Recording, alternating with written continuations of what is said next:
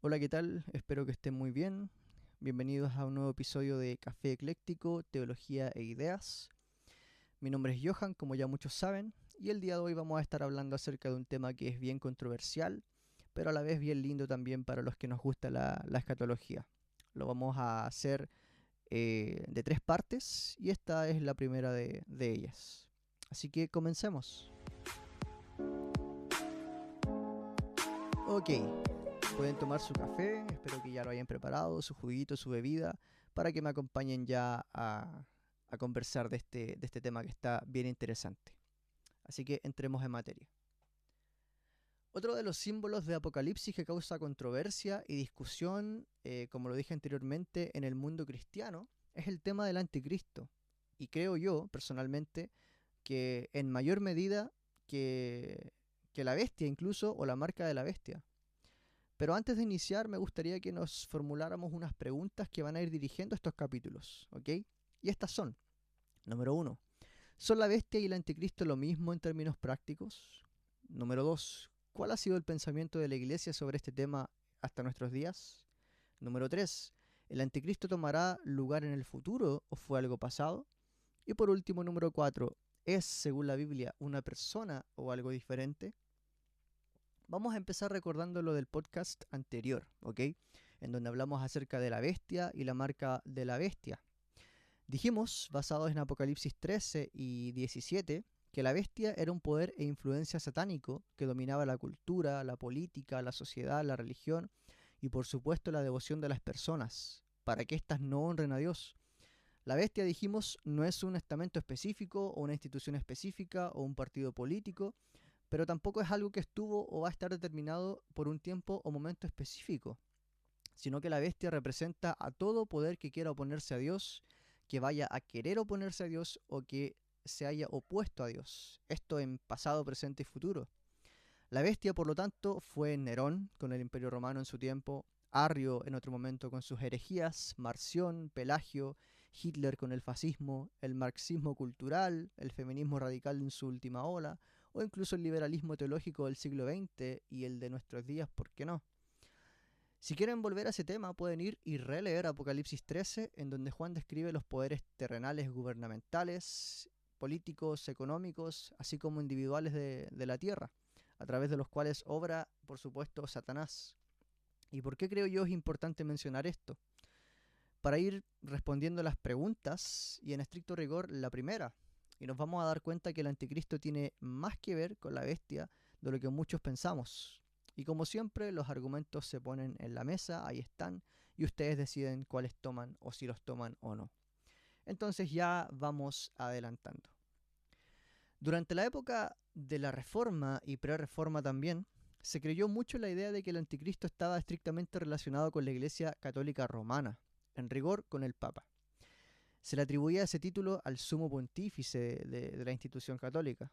John Wycliffe, John Huss, Lutero y hasta el mismo Calvino tenían esa idea, ya que en esa época se vivía una poderosa persecución en contra de los que se atreviesen a contradecir a lo que el Papa establecía, a lo que él decía o a lo que mandaba a través de los que conformaban esa institución. Y este último, de los que mencioné, Calvino, dijo en uno de sus escritos: Daniel y Pablo predijeron que el anticristo se sentaría en el templo de Dios.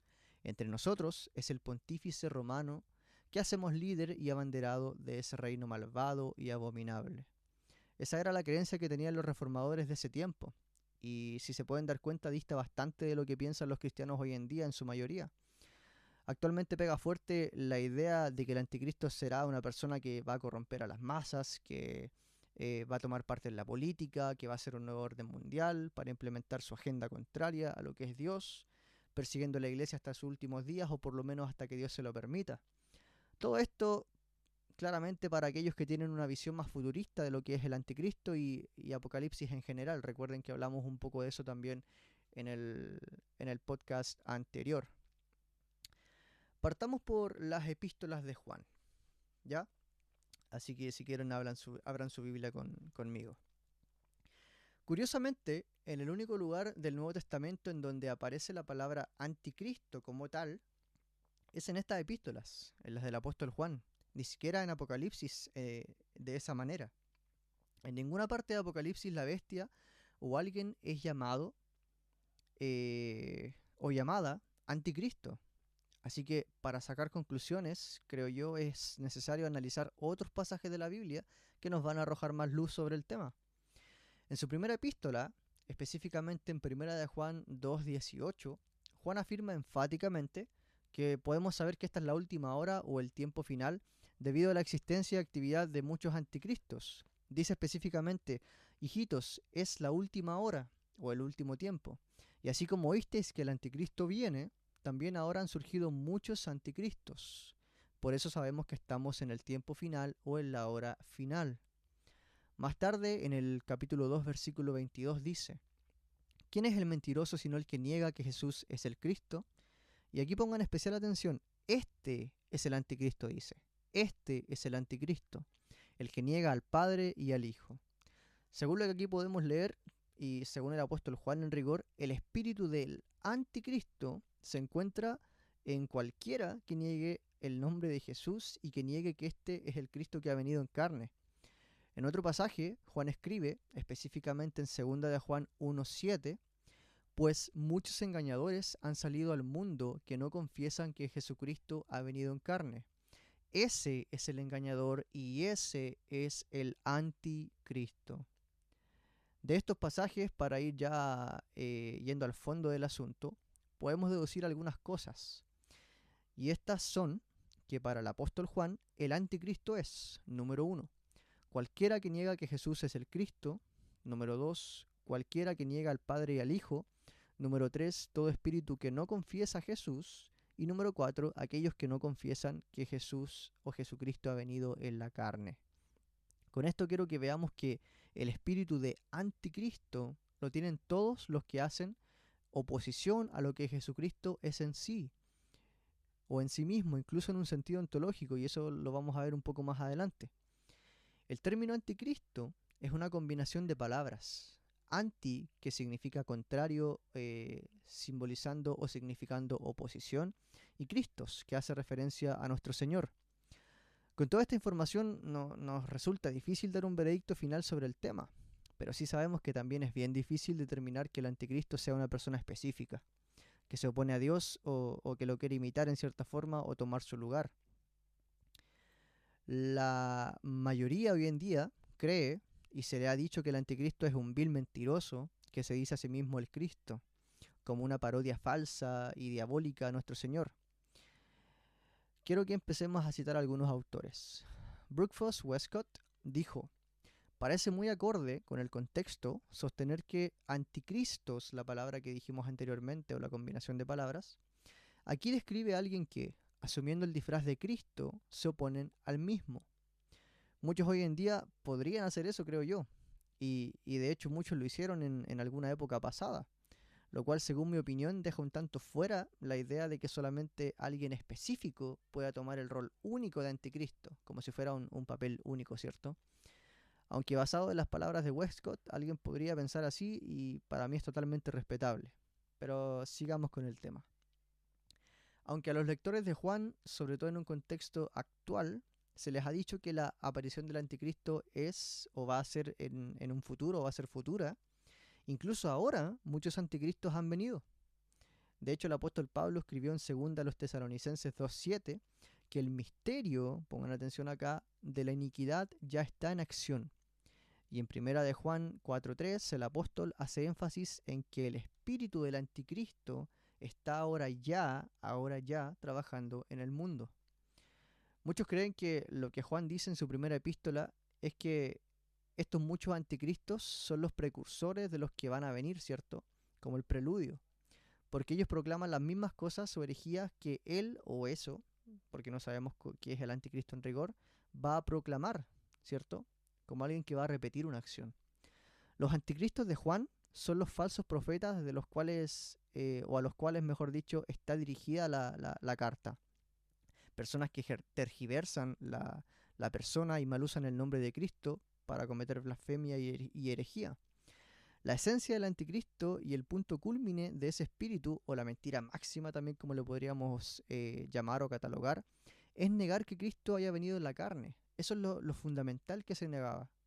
Recordemos que en aquella época también las ideas gnósticas se mezclaban con cristianismo, por ende habían personas que creían que Jesús había sido investido en su bautismo por una fuerza divina, pero que ésta había abandonado el cuerpo antes de la crucifixión, insinuando que Jesús había sido adoptado por el Padre también, para revestirlo por un tiempo con sus poderes, ¿cierto? Y luego quitárselos, como si fuera un cascarón, algo así. Para los gnósticos, amigos y amigas que escuchan, era incomprensible el hecho de que el Jesús humano y el Jesús eterno fueran iguales o pudieran estar juntos de una manera simultánea en todo sentido. Por eso que muchos cristianos salieron de la iglesia porque empezaron a mezclarse con ideas gnósticas, lo cual el apóstol Juan claramente condenaba. El apóstol Juan vivía en ese contexto, lo vivió.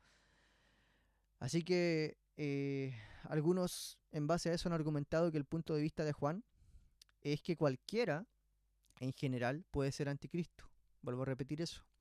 Algunos han argumentado, amigo y amiga, que el punto de vista mayor del apóstol Juan, o el primordial, es que cualquier persona en general puede ser anticristo, si él o ella abraza esta herejía de oponerse a Cristo en todo sentido. Y que no sería entonces alguien particular o alguien en particular, como si hubiese alguien llamado anticristo que tenga que ser anhelado en un futuro, porque de hecho pareciera que es eso, que se anhela un anticristo futuro, eh, como una persona específica. En otras palabras, el anticristo que muchos piensan o pensaban que era alguien que había de venir, está ahora ya, en la forma de cualquiera que abraza la herejía de negar a Cristo en palabra o en acción deliberada, o en rigor que niegue la encarnación, que personas así hubo y habrá, ¿cierto? Gary Demar dijo también, citando a otro teólogo, basado en los versículos mencionados anteriormente, es posible que la iglesia primitiva oyera que un hombre iba a venir y que iba a ser el anticristo, pero Juan parece estar más bien corrigiendo esa noción errónea. ¿Ok? Así que eso, ese era el capítulo del día de hoy. Espero les haya gustado. Los argumentos están ahí, las opiniones. Creo que todavía no se puede tomar una decisión así ya definitiva. Pero vemos diferentes posturas, tanto de que el anticristo va a ser alguien así particular, o también que no es alguien particular, sino que es más bien un espíritu, una actitud, eh, con el hecho de negar a Jesucristo en lo que Él es o lo que Él representa. Así que eso, nos estamos viendo en las siguientes partes, se vienen dos más con este tema. Y eso, que estén bien, saludos.